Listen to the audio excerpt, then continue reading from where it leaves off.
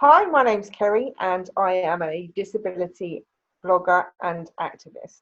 I have a rare form of muscular dystrophy called FHL1 gene mutation, so you could just call me a superhero if you really want to. Um, it's a progressive muscle wasting condition, so I can't walk anymore. I can barely move my arms. I am in a wheelchair permanently. I have an accessible bungalow, which I'm very grateful to have. The struggles are very real when you have to shield for a long time. There's 365 days of the year, and 280 of those I have shielded for. It's something that an awful lot of us, I think, have been doing over the past year. So the other day, I was very glad to see that there was a vaccine, and I'm very ready for my arm to be stabbed. Definitely. I've been stabbed for the flu jab. I'm waiting for the pneumonia jab, and now I'm ready for the vaccine. But a little bit about me.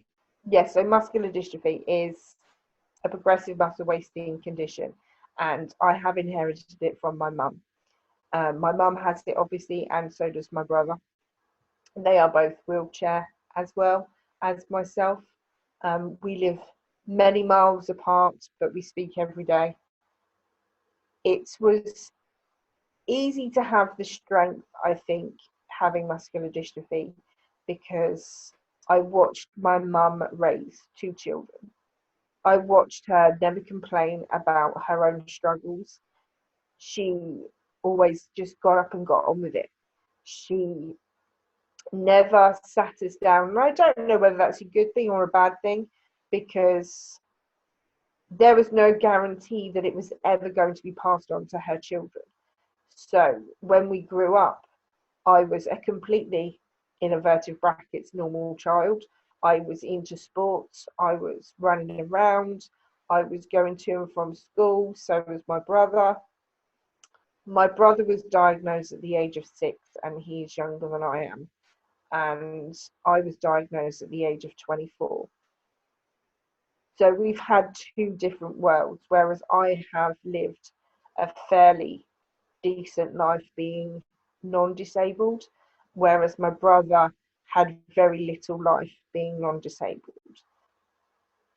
And I think that's the strength that I take from that, is that I watched my mum not complain, and I had more of a life to say than my brother.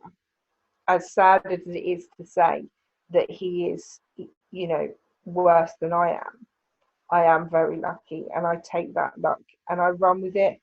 And that's why I do what I do. So my background right now is campaigning.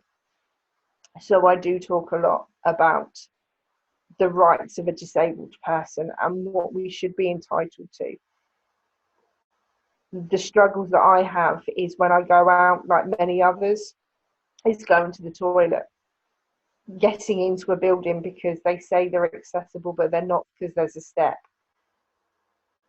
It's all of those things combined, that it's not my disability that's the problem. It's the outside world that's the issue. And I truly believe that we can be an accessible world with just everybody telling their story, because your story is the most powerful tool that you have. If we scream and shout that we can't do these things, at some point they're going to have to listen.